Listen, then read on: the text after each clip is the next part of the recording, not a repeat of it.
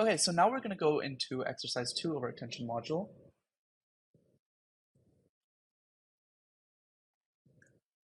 Okay, so now we're going to go into exercise 2 of our attention module. And the main question that I want to ask in this exercise is, where is the gain coming from? So again, we're going to come back to the sentence of she is eating a green apple.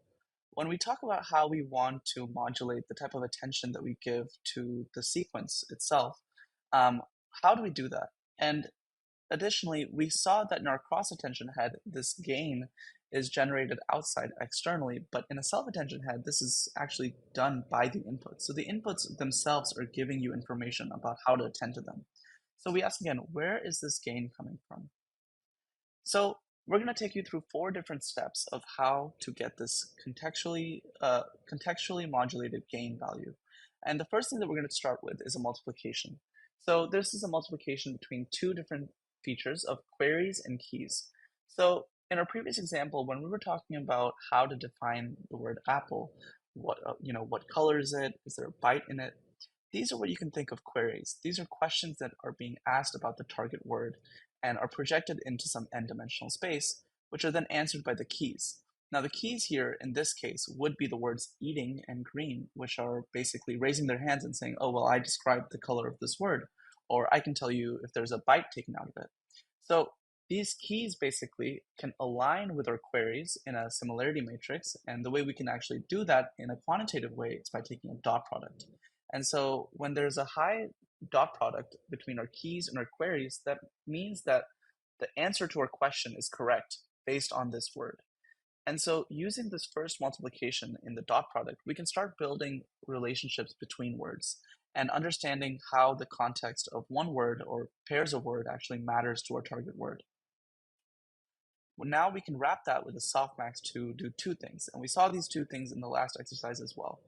One, it performs sparsification due to the exponential that's within the softmax, and this basically drives our high attention weights even higher and our low attention weights even lower. So the things that are being attended to become attended to even more, and those that are less drop out even more. And the second thing that happens is we normalize these values, and this normalization basically creates a probability distribution function, which is in some dynamic range rather than just being, some random integer or correlation value that's coming out of the dot product.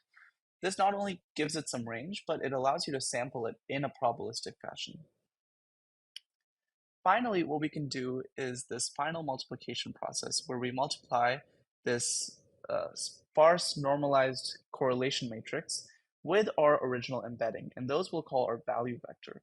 And so you can see here I've kind of projected what those values might look like, where we have the apple on the lower part and the value for green that's a little bit higher. So if we want to describe a green apple rather than a red apple, we might want to push the original embedding of that red apple up a little bit so that it gets closer to the green. And so this is showing that final multiplication process, and that's actually really critical to actually changing the original embeddings and refining them.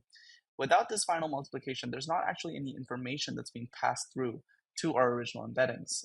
Learning these query and key embeddings and the similarities between the query and key, while it gives us a rich conceptual representation of what things matter to our target word can't actually be changed. They can't have a more nuanced semantic embedding without this final multiplication, where we can actually push it into a new space based on the words around it.